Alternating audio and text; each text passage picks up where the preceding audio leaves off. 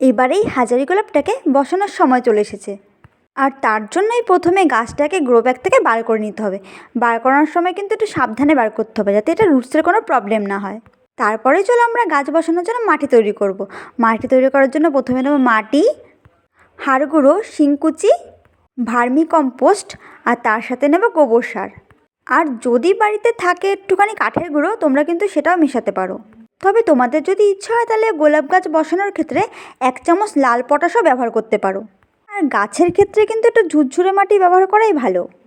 আর এর সাথে লাল বালি মেশালে আরও গাছের ড্রেনেজ সিস্টেমটা ভালো হয়। এতে গাছের গোড়া জল জমে না আর গাছের গোড়াটা পচেও যায় না। পরে আমরা নিয়ে নেব 1 চামচ মতো ফাঙ্গিসাইড। এতে করে গাছের ফাঙ্গাল অ্যাটাক হবে না। তারপরে এর সাথে নিয়ে নেবে 1 মুঠ মতো নিমখোল। ব্যাস, এই উপাদানগুলো কিন্তু গাছের জন্য যথেষ্ট। আর টবের মাটি যদি ভালো হয় তাহলে গাছও বেশ সুন্দর হবে, ফুলও ফুটবে প্রচুর পরিমাণে। তারপর দেখো মাটিটাকে ভালো মতো সব কিছুর সাথে মিশিয়ে নেব। ও আরেকটা কথা, তোমরা কিন্তু মাটির সাথে এক্সেলের ডাস্টও দিতে পারো, কিন্তু গাছ ভালো পরিমাণে ক্যালসিয়ামও পেয়ে যাবে। তারপর আমি নিয়ে নিয়েছিলাম একটা 10 ইঞ্চির টব, আর তার সাথে নিয়ে নিয়েছিলাম ভাঙা টবের টুকরো, আর তার উপর দিয়ে দিয়েছিলাম বালির পাথর। এটা ড্রেনেজ সিস্টেমটা ভালো থাকবে। তারপরে গাছটাকে বসিয়ে একটু জল দিয়ে দেবো। ব্যাস, এইটুকানি কিন্তু গোলাপ গাছের জন্য যথেষ্ট। তারপরে দেখো গাছে কড়ির অভাব নেই। ব্যাস, আজকের জন্য একটু টাটা, দেখা হবে পরে ভিডিও।